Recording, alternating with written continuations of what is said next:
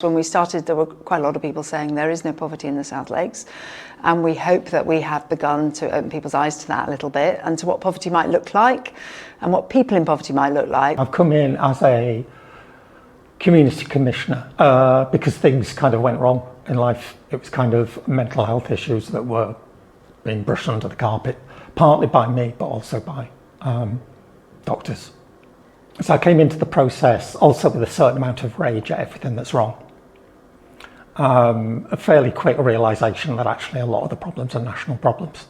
I do have my own personal crusade in I want to bring to people's attention families in domestic abuse and specifically children growing up in a domestic abusive environment and how that might look to people who can actually help, so that they can then use what they've learned from me and from my lived experience to, just make a difference. I think from kind of having lived experience of kind of being homeless and domestic abuse and obviously being a veteran as well, I think it just gives you that community and that platform to be heard and be seen. But also from a veteran's perspective, they have unique needs when they're coming out of the military.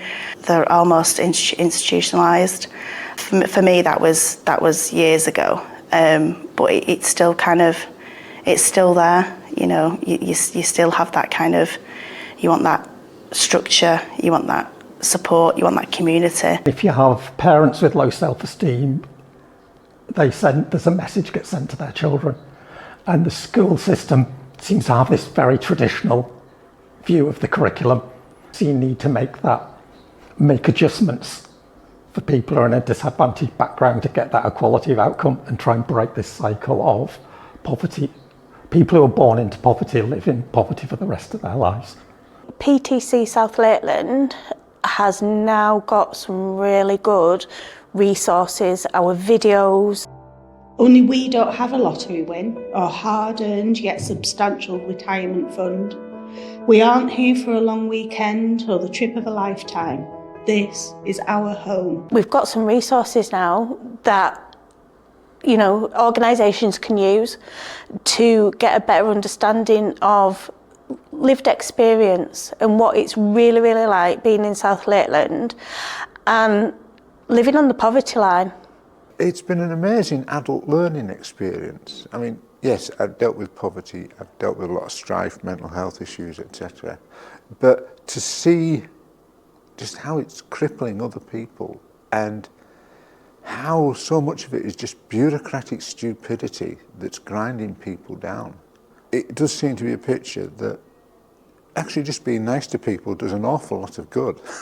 It never goes away.